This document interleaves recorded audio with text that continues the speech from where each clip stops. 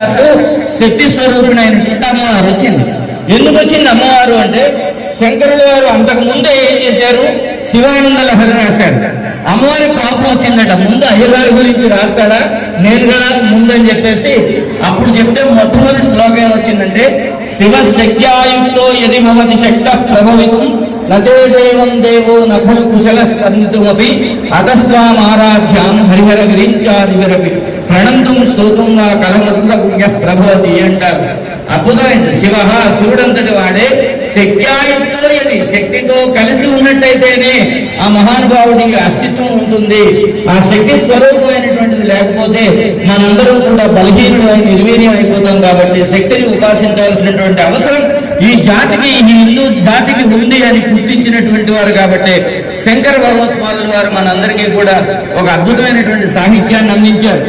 మీకు అందరికీ తెలిసినటువంటి ఒక విషయం ఉంది, భజగోవింద శ్లోకాలు ఇచ్చారు, మీ అందరికీ పరిచయం, మనందరం పాడుతూ ఉంటాం.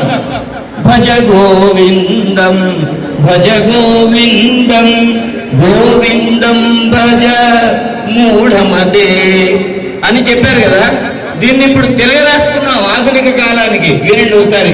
భజ భరతోర్వీం భజ భరతోర్వీం భరతోర్వీం భజ భవ్యమతే సంప్రాప్తే సంఘర్షే కాలే సంప్రాప్తే సంఘర్షే కాలే నహి నహి రక్షతి శాంతి నినాదః నహి నహి రక్షతి శాంతి నినాదః.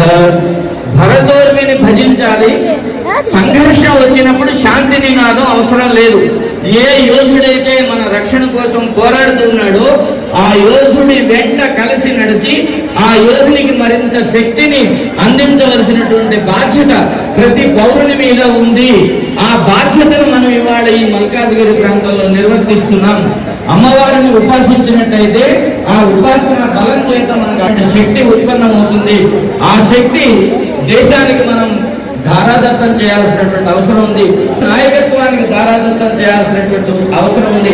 అలాంటి నాయకత్వ నిర్మాణంలో నిరంతరం కృషి చేస్తున్నటువంటి మా రామచంద్రరావు